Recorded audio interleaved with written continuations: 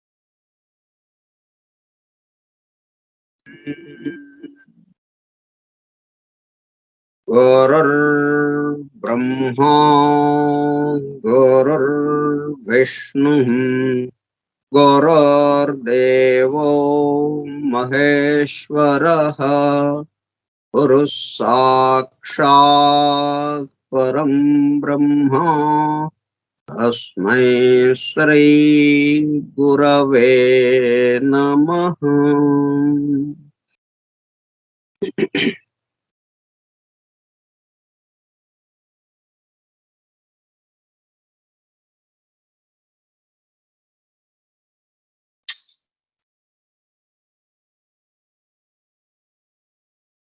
వాసుదేవ. హల్లెలూయా.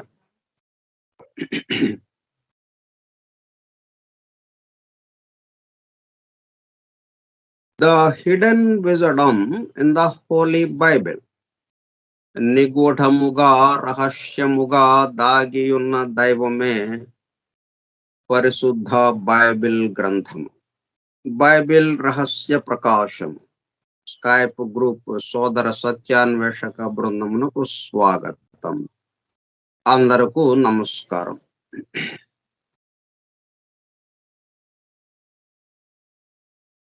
ఈరోజు 12/8/2023 శనివారం.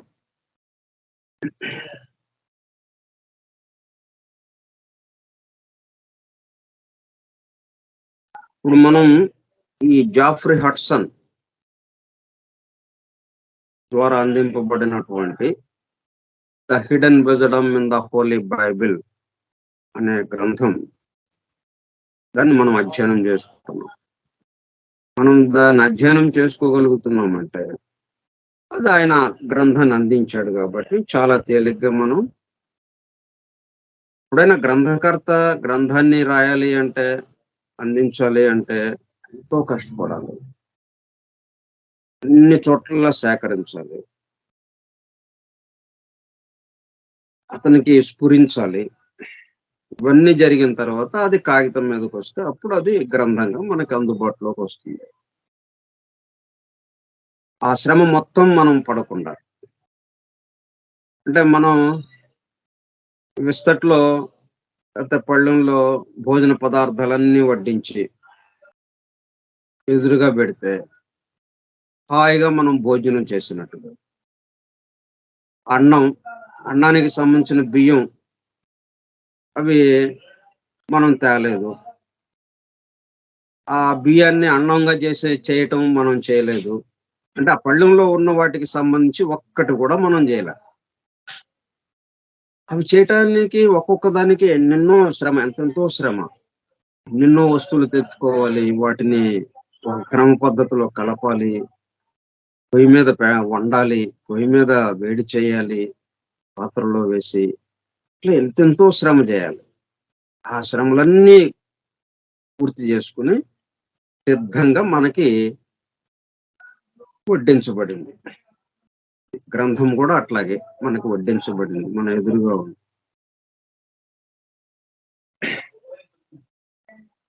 అంటే మనకి ఎంత తేలిక అయిపోయిందో చూడండి. మరి అంత తేలికగా మనకి అందించినటువంటి ఆ గ్రంథం ఆయనకి ఎట్లాగా అందింది? ఆయనకి మరి ఆయన ఎక్కువ శ్రమ తీసుకోలేదు ఇక్కడ. ఆయనకి ఎట్లాగా ఆయనకి అంతకుముందు మనకి ఏదైతే మనం ఇది చెప్పుకుంటామో కాజ్ అండ్ ఎఫెక్ట్, కార్యకారణ సంబంధం. ఇప్పుడు ఈ కారణం ఇది కార్యం. ఈ గ్రంథము చిట్ట చివరిది కార్యం. ఆ పళ్ళెంలో వడ్డించబడినటువంటి భోజన పదార్థాలు కార్యం అది. ఇవన్నీ చేయటానికి గల కారణం వేరే వాళ్ళు. మళ్ళీ వాళ్ళ దగ్గరికి వెళితే వాళ్ళు అక్కడి నుంచి ప్రారంభించలే వాళ్ళు. వాళ్ళకి అంతకు ముందు వేరే వేరే ఉంటే దాన్ని తీసుకొచ్చి వాళ్ళకి ఇది ఎఫెక్ట్. మనకేమో వాళ్ళ ద్వారా వచ్చింది మనకి ఎఫెక్ట్. వాళ్ళకి ఇంకొక కారణం ద్వారా వచ్చింది వాళ్ళకి అందింది. అది మనకు అందించారు. మనకు అందించినప్పుడు ఏమైంది వాళ్ళ కారణమైంది. మనం అందుకునే వాళ్ళకి మనకి దాన్ని చూసేటప్పుడు ఎఫెక్ట్ గా కార్యంగా అయింది.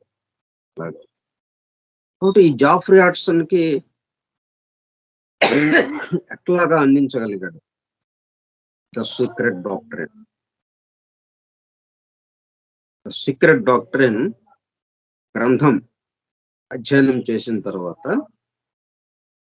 ఇప్పుడు ఆ బైబిల్కి సంబంధించినటువంటి సమస్త విషయాలు దృశ్యమానంగా మొత్తం దర్శనమిచ్చినాయి. బైబిల్లోని గూఢంగా రహస్యముగా దాగి ఉన్న విషయాలను ఎట్లాగైతే ఎకరాల కృష్ణమాచార్య గారికి ఆ సీక్రెట్ డాక్టర్లోని ఆ హోలీ ఆఫ్ హోలీస్ చాప్టర్ చదివేటప్పుడు మొత్తం ఎలాగా దర్శనం ఇచ్చిందో, భగవద్గీత చదివేటప్పుడు ఎలా దర్శనం ఇచ్చిందో, అలాగే భాగవతం చదివేటప్పుడు ఎలా దర్శనం ఇచ్చిందో, ఇంతవరకు ఆ దర్శనం ఇంకెవరికి లేదు. దాన్ని యథాతథంగా మన ముందు ఉంచారు. బట్ వాళ్ళకి భోజనం అందింది. ఆ భోజనం తింటూ ఆ రుచిని మనకి తెలియజేశారు అన్నట్టుగా విన్నాం. ఇప్పుడు ఆ సీక్రెట్ డాక్టర్ ప్రధానమైన కారణంగా ఉంది మనం. ఇట్లా ఈ ఆధ్యాత్మిక విషయాలకే కాకుండా శాస్త్ర సాంకేతిక రంగాల్లో కూడా చాలా ఆధారంగా ఉంది ఇది. ఎన్నో విషయాలు, అందని విషయాలు, ఎంత పరిశోధన చేసినా గానీ సైంటిస్టులకి అందకుండా కొన్ని తరాల పాటు పరిశోధనలు చేస్తూనే ఉన్నారు ఒక్కొక్క విషయం గురించి సైంటిస్టులు. కానీ అందుబాటులోకి రావటం లేదు. ఎప్పుడైతే ఈ సీక్రెట్ డాక్టర్ గ్రంథం బయలువెడలిందో, దీన్ని అధ్యయనం చేసి ఆ సైంటిస్టులందరూ కూడా వెంటనే అప్పటి వరకు కొన్ని వందల సంవత్సరాల పాటు వాళ్ళకి అందని విషయాలు ఇది చదివిన తర్వాత వాళ్ళకి దాంట్లో ఉన్నటువంటి ఆ లోతైన విషయం అంది వాళ్ళ పరిశోధనలు వేగవంతమైన ఎన్నో కొత్త ఆవిష్కరణలకు దారితీసింది. అందువల్లే ఈ 100 సంవత్సరాల శాస్త్ర సాంకేతిక రంగాల అభివృద్ధి దానికి ముందు ఉన్నటువంటి కొన్ని వందల సంవత్సరాల పాటు ఉన్న శాస్త్ర సాంకేతిక రంగాల యొక్క అభివృద్ధి మనం బేరీజు వేసుకుంటే కొన్ని వందల సంవత్సరాలకు కూడా జరగనంత అభివృద్ధి ఈ 100 సంవత్సరాల్లో మనకి కనిపిస్తుంది. వాటికి కూడా ఏది మూలాధారం? The secret doctrine. ఇట్లా ఈ కలియుగానికి సంబంధించి ఎట్లయితే ప్రప్రదంగా వ్యాసుల వారు ఈ కలియుగానికి వీలుగా దీన్ని ఎలాగ తీసుకొచ్చారు, వేదాన్ని 4 విభాగాలుగా చేసి పురాణాలు, ఉపనిషత్తులు ఇవన్నీ ఎట్లాగైతే అందించారో అట్లాగే మనకు బైబిల్, ఖురాను ఇట్లా పవిత్ర గ్రంథాలు, జెండావష్ట అని వీటన్నిటిలో ఉన్నటువంటి రహస్యాల్ని మనకు అందజేయటానికి ఈ సీక్రెట్ డాక్టర్ను పరమ గురువులు బ్లావెట్స్కి ద్వారా మనకు అందించారు. అందువల్ల ఈ కలియుగం మొత్తానికి ప్రారంభంలో ఉన్నటువంటి విషయం ఏదైతుంది, ఇదే కలియుగం మొత్తానికి ఆధారం అవుతుంది. రాబోయే రోజుల్లో దీని ఆధారంతోనే ఒక్కొక్క అడుగు ముందుకు వేస్తూ అభివృద్ధి పదంలోకి వెళుతుంటాము. సిలబస్ మాత్రము ఇదే. వేదంకి సంబంధించిన సిలబస్ వ్యాసుల వారు ఇచ్చింది అదే సిలబస్. అట్లాగే ఈ సైన్స్, రిలిజియన్, ఫిలాసఫీ ఈ మూడు రంగాలకి సంబంధించినటువంటి సమన్వయంతో ఒకదానికొకటి సమన్వయం, సామరస్యంతో వాటిని అందించినటువంటి ద సీక్రెట్ డాక్టర్. ఇవి మనకి ఎన్ని వందల సంవత్సరాల పాటు ఎన్ని మూల జాతులు గడిచిపోయినా కానీ ఇదే ఆధారంగా ఉంటుంది. ఒక్కొక్క యుగానికి యుగ ప్రారంభంలో దానికి సంబంధించినటువంటి సిలబస్ మనకు అందింపబడుతుంది. అట్లా అందింపబడిందే ద సీక్రెట్ డాక్టర్. అది అందివ్వటానికి వచ్చిన వాళ్ళే మేడం హెలెనా పెట్రోనా బ్లావెట్స్కి. ఆమె గురించి కొన్ని విషయాలు మనం తెలుసుకుందాం. ఎందుకంటే ఆమె వల్ల ఆ సీక్రెట్ డాక్టర్ వల్ల మనం ఈ గ్రంథాన్ని ఈ పద్ధతిలో అధ్యయనం చేసుకోగలుగుతున్నాం. మరి బైబిల్ ఇంతవరకు లేదు. ఈయన చెప్పిన తర్వాత కూడా రాలేదు. ఇంకా ఇదొక్కటే అలాగ నిలబడి ఉంది.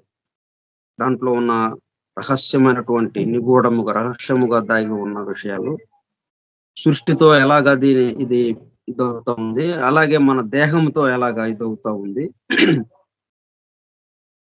యూనివర్స్, మ్యాన్ ఎట్లాగా ఒకళ్ళకొకళ్ళు పరిపూరకంగా ఉన్నారు, ఈ రెండిట్లో ఉన్న విషయాలే ఈ బైబిల్లో అందింపబడింది అన్నదానికి ఈ సీక్రెట్ డాక్టర్ ఆధారం. కాబట్టి మనం ఈ గ్రంథాన్ని గురించి మనం వివరించుకునే సమయంలో ఆమె పుట్టినరోజు వచ్చింది కాబట్టి ఒక్కసారి ఆమెను గుర్తు చేసుకోవడానికి మనం ప్రయత్నం చేద్దాం. ఆమె గురించిన విశేషాలు కొన్ని తెలుసుకుందాం. ఎందుకు ఈ పుట్టినరోజులు జరపడం అంటే మరలా ఒకసారి గుర్తు చేసుకోవడం అన్నట్టుగా. అలాగే ఈ పుట్టినరోజు రాలేదు, అలాగే నిర్యాణం రోజు రాలేదు, ఇంకా ప్రత్యేకంగా గుర్తు పెట్టుకోవడం ఉండకుండా అలాగే వెళ్ళిపోతూ ఉంటాం. ఇట్లా ఇటువంటి రోజులు వచ్చినందువల్ల ఏమిటంటే ప్రత్యేకంగా గుర్తు పెట్టుకుని మరలా ఒకసారి ఆమె ద్వారా ఏంటి జరిగింది, ఈ యుగానికి సంబంధించి కొన్ని వందల వేల సంవత్సరాలకి సరిపోయే విషయం ఆమె ద్వారా ఎలాగా వచ్చింది, ఈ విషయాలన్నీ మనకి ఒక్కసారి గుర్తొచ్చి దీని యొక్క ప్రాముఖ్యత పెరుగుతుంది, దీని మీద ఆధారం పెరుగుతుంది మనకి.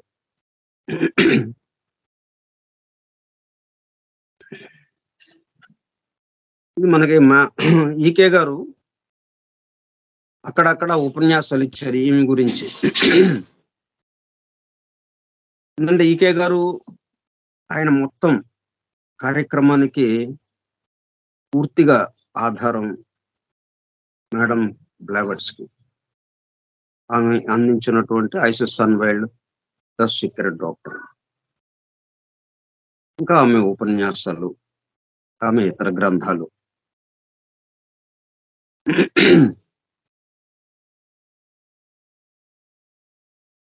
ఆయన అక్కడక్కడ చెప్పిన విషయాలు కొన్ని ఈ మేడం బ్లావెట్స్కి అన్న ఒక గ్రంథంగా తీసుకొచ్చారు. దాంట్లో అక్కడక్కడ కొన్ని విషయాలు తెలుసుకుందాం. ఆధునిక యుగమున మానవ జాతికి విశ్వజనీనముగు ప్రచోదనము గావించిన అత్యంత పవిత్రమూర్తి మరియు జ్ఞానమూర్తి మేడం హెలెనా పెట్రోనా బ్లావెట్స్కి. ఆమె జ్ఞానమాత. జ్ఞానాన్ని అందించింది. ఆ దైవాన్ని ఆ గ్రంథం రూపంలో మనకు అందించింది. జ్ఞానము అంటే దైవము, విజ్ఞానము అంటే దాని గురించిన విషయము అన్నప్పుడు విజ్ఞానము, దాని గురించి చెప్పుకున్న అదే అన్నప్పుడు అది జ్ఞానము. ఆమె అందించిన గుప్త విద్యకు ద సీక్రెట్ డాక్టరేట్, దాన్నే మనం రహస్య సత్య సూత్రము చెప్పుకుంటున్నాం. సాటియగు గ్రంథము మరి ఒకటి లేదు. మన్వంతర రహస్యములను, శాశ్వత ధర్మములను, సృష్టి పుట్టుకయు, అందు జీవుల ప్రవేశము, వారి పరిణామములను బ్లెవెట్స్కి మాత వివరించిన తీరు అపూర్వం. బ్లెవెట్స్కి మాత జీవితమే ఒక అద్భుతం. మహాసిద్ధ పురుషుల సాంగత్యమున సిద్ధురాలై చరించిన సిద్ధ మాత మేడం బ్లెవెట్స్కి.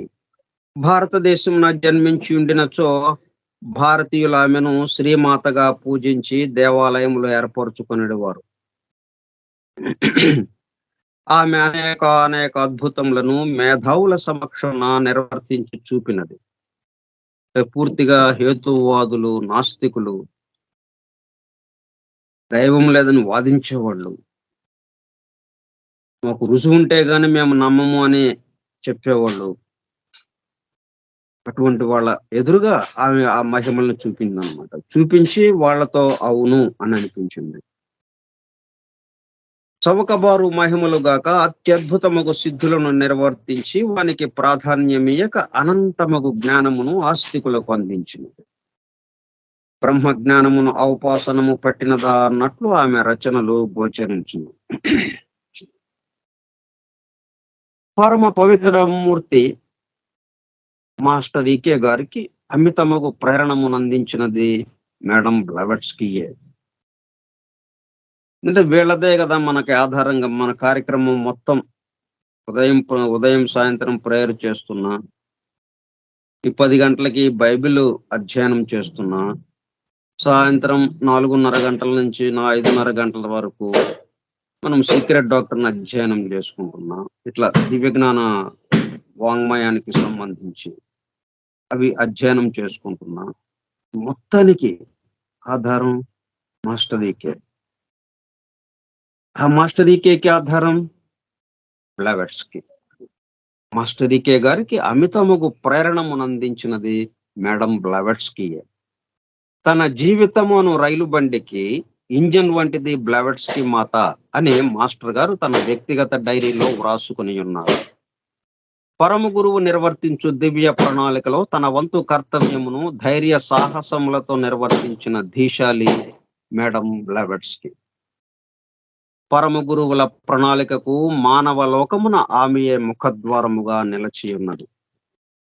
ఈమె రాకముందు ఉన్నారు పరమ గురువులు, కానీ ఈ భౌతిక లోకానికి, ఈ భూలోకానికిలో ఉన్నటువంటి మానవాళికి వాళ్ళకి మధ్యన సంబంధం ఉన్నట్టుగా లేదు. చాలా కొద్ది మందితో, చాలా పరిమితమైనటువంటి సంబంధాలతో వాళ్ళు వాళ్ళ కార్యక్రమాన్ని నిర్వర్తిస్తున్నారు. ఇప్పుడు నిర్వర్తిస్తున్నట్టే అప్పుడు కూడా నిర్వర్తిస్తూనే ఉన్నారు ఎంతో కాలం నుంచి. కానీ అప్పుడు బహిరంగంగా లేకుండా చాలా రహస్యముగా తమ విధులను తాము నిర్వర్తిస్తూ వస్తూ ఉండగా, ఇంకా కొంచెం బయటికి తీసుకురావాల్సిన అవసరం ఏర్పడింది అన్న ఉద్దేశంతో ఈ కలియుగ ప్రారంభంలో ఇది తప్పదు, ఇది ఇలాగా చేయాలి అని అప్పుడు బ్లెవెట్స్కీని ఎన్నుకుని ఆమె ద్వారా తీసుకొచ్చారు. అప్పటి నుంచి పరమ గురువులు అన్న విషయము పాశ్చాత్య దేశానికి అందింది బాగా. దాంతో ఆమె ముఖద్వారంగా నిలబడి ఉంది పరమ గురువులకి మానవాళికి మధ్యన. ఆమెయే ముఖద్వారముగా నిలిచి ఉన్నది. రామద్వారమున ఆంజనేయుడు దివ్య ప్రణాళిక ముఖద్వారమున మేడం బ్లెవెట్స్కీ మాత ఉన్నది. ఆమె దర్శన, స్పర్శన, సంభాషణములు దివ్య లోకమున లభించును. ఆమె స్పర్శ ప్రధానముగా మాస్టర్ గారి జీవన ప్రణాళిక నడిచినది. ఆమె స్పర్శ ప్రధానముగా మేడం బ్లెవెట్స్కీ మాతను 20వ శతాబ్దమున ఆస్తిక్య బుద్ధి గల వారికి చక్కని పరిచయము గావించిన వారు మాస్టర్ ఈకే గారు. ఏంటంటే అక్కడ ఉంటారు కానీ మహాత్ములు వీళ్ళు, వాళ్ళని గురించిన పరిచయం చేసేవాళ్ళు లేకపోతే అలా మరుగున పడిపోయి ఉంటారు. మనకు ఆంధ్ర ప్రాంతానికి షిరిడి సాయిబాబాని పరిచయం చేసి ప్రతి గృహంలోనూ ఆయన ఫోటోని మనం పెట్టుకొని ఆయన చిత్రాన్ని. ప్రతి వాళ్ళు షిరిడీ వెళ్ళి వచ్చి ఆయన్ని పూజిస్తూ, ఆరాధిస్తూ ఉన్నారు అంటే దానికి కారణం ఈకే గారి తమ్ముడైనటువంటి భరద్వాజ. ఎక్కిరాల భరద్వాజ గారు ఆ మాదిరిగా తీసుకొని వచ్చారు. ఎక్కిరాల భరద్వాజ గారి కన్నా ముందు మనకు అంతగా పరిచయం లేదు. ఉన్నారు, షిరిడీలో ఉన్నారు. ఒక ఆయన, ఒక మహాత్ముడు, ఒక సిద్ధుడు, ఒక అవధూత ఉన్నాడు అక్కడ అని అనుకోవటమే గాని అంత వివరంగా మనం లేదది. అది ఆ ఉత్తర దేశానికి, అక్కడ మహారాష్ట్ర వాటి వరకే పరిమితంగా ఉండేది. అట్లాగా బ్లావెట్స్కి మనందరం కూడా ఆమెను గురించి చెప్పుకోగలుగుతున్నామంటే దివ్యజ్ఞాన సమాజం ఉంది. కానీ దివ్యజ్ఞాన సమాజం ద్వారా కన్నా ఆమె ప్రాచుర్యంలోకి రావటానికి ఈకే గారు బాగా పరిచయం కావించిన వారు మాస్టర్ ఈకే గారు. వారు బ్లావెట్స్కీని గురించి ప్రసంగించినప్పుడల్లా సభికులు ఉత్తేజితులవుతుండేవారు. వారిరువురును సింహరాశి యందే జన్మించిరి. ఒకరు ఆగస్టు 11 సాయంకాలము జన్మింపగా, అందుకు నిన్న ఆయన పుట్టినరోజు చేసుకున్నాం మాస్టర్ ఈకే గారు. సాయంత్రం ఆగస్టు 11 సాయంత్రం జన్మింపగా, మరి ఒకరు ఆగస్టు 11 రాత్రి 3వ జామున జన్మించారు. ఇప్పుడు ఏంటంటే మామూలుగా అయితే మన లెక్క ప్రకారం అయితే మరలా సూర్యోదయం నుంచి సూర్యోదయం వరకు ఒకే తేదీ జరుగుతుంది మనకి. కానీ పాశ్చాత్య ఈ క్యాలెండర్ ప్రకారం అర్ధరాత్రితో అది ఆగిపోతుంది. కాబట్టి అర్ధరాత్రి దాటిందంటే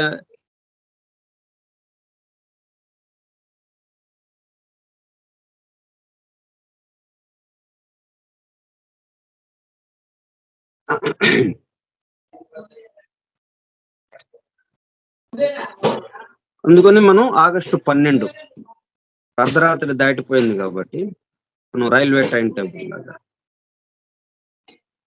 అట్లాగా అర్ధరాత్రి దాటిపోయింది కాబట్టి తేదీ మారిపోతుంది.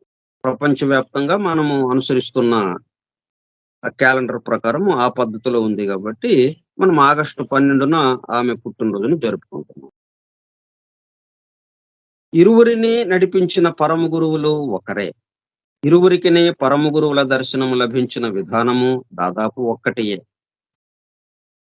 ఇరువురును 3 దశాబ్దముల పాటు పరమ గురువుల కార్యక్రమము నిర్వర్తించింది. వీళ్ళు జీవించిన కాలము కూడా దాదాపుగా 60 సంవత్సరాలు. అంటే 60 సంవత్సరాలు రిటైర్మెంట్ అన్నట్టుగా. 1831, 1891 60 సంవత్సరాలు ఏమి జీవించింది. 1926, 1984 26లో జన్మించారు, 84లో దేహం చాలించారు మాస్టర్ ఈకే గారు. అంటే ఆయన 58 సంవత్సరాలు. అంటే అప్పుడు రిటైర్మెంట్ వయసు 58 అన్నట్టుగా ఉండేది కాబట్టి 58కి ఆయన, 60కి ఈమె, దాదాపు దగ్గరగా అన్నిట్లోనూ సారూప్యత.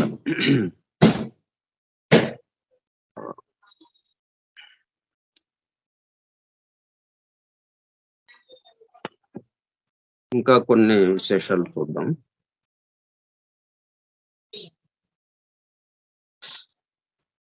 జీవరాశులలో పరస్పర భేదములు చూచుకున్న లక్షణము గలది మానవ జాతి. కనుకనే ఈ భేదములను పరిష్కరించుకుని అతీతుడు కావలసిన ఆవశ్యకత, సామర్థ్యం కూడా మానవునకు కలవు. సమస్య తెచ్చుకున్నది మనమే కాబట్టి పరిష్కరించుకోవడం కూడా మనమే చేయగలము అన్నట్టు. మిగతా వాళ్ళు ఎవరికి ఈ సమస్య లేదు. భేదములు అన్న సమస్య, అనేకత్వం అన్న సమస్య జంతు స్థితి దాకా లేదు. ఇక మానవుడు తర్వాత దివ్య మానవుడు అక్కడ లేదు. అక్కడ ఏకత్వమే, అనేకత్వం లేదు అక్కడ. ఇక్కడ అసలు అనేకత్వము, ఏకత్వం అన్న ప్రస్తావనే లేదు జంతు స్థితి వరకు. కాబట్టి మానవుడి దగ్గరకు వచ్చేటప్పటికల్లానే మధ్యలో ఉండి అటు ఇటుగా అనేకత్వంలోకి పూర్తిగా కూరుకుపోయిన దశ అన్నమాట ఇది. దాంతో ఏమంటే భేదములు ఉంచే వ్యవహారం. ఈ సామర్థ్యమును కలుగజేసుకున్నటనే ధర్మ సాధన అని అందరు. ఇతరులకు కూడా కలుగ చేయగలిగినచో ధర్మ సంస్థాపనము అంది. ధర్మ సంస్థాపనమునకు జన్మించిన వారిని అవతారములందరు. ధర్మ సాధన అంటేనేమో మనకు వ్యక్తిగతంగా మనం చేసుకునే ఆ సాధన. ఇతరులకు కూడా కలగజేసి చేయగలిగినచో దాన్ని ధర్మ సంస్థాపనము అంటాం. అట్లా ధర్మ సంస్థాపనం కోసం అంటే అందరితోనూ చేయించడం కోసం వచ్చిన వాళ్ళని ఏమంటాము? అవతారములు అంటాము. అట్టివారు అన్ని కాలములలో, అన్ని దేశములలో ఆవశ్యకతను బట్టి జన్మించుచుందురు. ముఖ్యంగా భారతదేశమున ధర్మ సంస్థాపకులు లేని శతాబ్దము లేదనియే చెప్పవచ్చును. ప్రపంచ ధర్మ సంస్థాపనమునందు భారతదేశమునకు ఒక ప్రత్యేకత మొదటి నుండి గలదు. భారతీయ ఆధ్యాత్మిక సంస్కృతి ధర్మ మూలం. దానికి వేదము ప్రమాణము. దాని శాశ్వతమైన విలువను గుర్తించి ప్రపంచవ్యాప్తి చేసిన వారు ఇతర దేశము వారిలో పెక్కులు కలరు. ఆధునిక యుగమున దానిని సాధించిన పాశ్చాత్య సిద్ధులలో హెలెనా పెట్రోనా బ్లవెట్స్కి అగ్రగణ్యురాలు.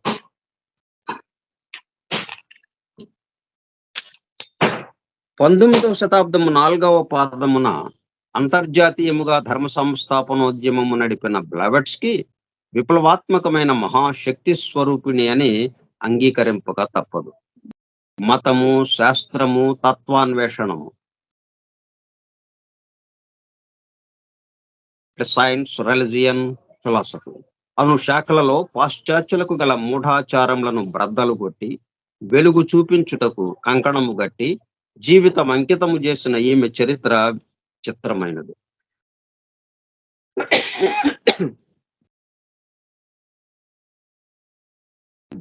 ఇంకా కొన్ని విశేషాలు మనం రేపు చెప్పుకుందాం. సందర్భం వచ్చింది కాబట్టి మళ్ళీ సంవత్సరం దాకా మనం ఇంకా ఆమె గురించిన ప్రస్తావన ఉండదు మనకి. మన దాంట్లో మనం వెళ్ళిపోతూ ఉంటాం. కానీ ఇది ఎవరి నుంచి వచ్చింది, ఎట్లాగొచ్చింది అన్నది ఇట్లా ఒక రోజన్నా మనం చెప్పుకుంటే ఆ చెప్పుకోవడం కోసమే ఈ పుట్టినరోజులు ఏర్పాటు చేశారు. వాళ్ళు పుట్టడము వాళ్ళకేమో జనన మరణాలు లేవు. జనన మరణాలు లేని స్థితిలో ఉన్నారు. వాళ్ళు అమృతత్వ స్థితిలో ఉన్నారు. కాకపోతే వాళ్ళు పని కోసం వచ్చినప్పుడు అందరిలాగానే జన్మించడం జరుగుతుంది. హఠాత్తుగా గాలిలో నుంచి ఊడిపడటం జరగదు కాబట్టి, ఈ చోట్లో నుంచి ఊడిపడటం జరగదు కాబట్టి, ఇక్కడున్న ఈ భూలోకానికి సంబంధించినటువంటి ఇక్కడున్న ఏర్పాట్ల ప్రకారమే జన్మ తీసుకుని మనతో పాటు సహవసిస్తూ మనల్ని మనకు మార్గదర్శకులుగా ఉంటూ మనల్ని దైవానుభూతిలోకి తీసుకెళ్ళడానికి వస్తూ ఉంటారు వాళ్ళు.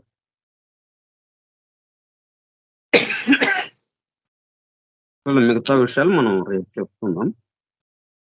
స్వస్తి ప్రజాభ్యః పరిపాలయంతాం న్యాయేణ మార్గేణ మహిం మహిషాః గో బ్రాహ్మణేభ్యః శుభమస్తు నిత్యం. లోకాః సమస్తాః సుఖినో భవంతు. లోకాః సమస్తాః సుఖినో భవంతు. లోకాః సమస్తాః సుఖినో భవంతు. ఓం శాంతి శాంతి శాంతి.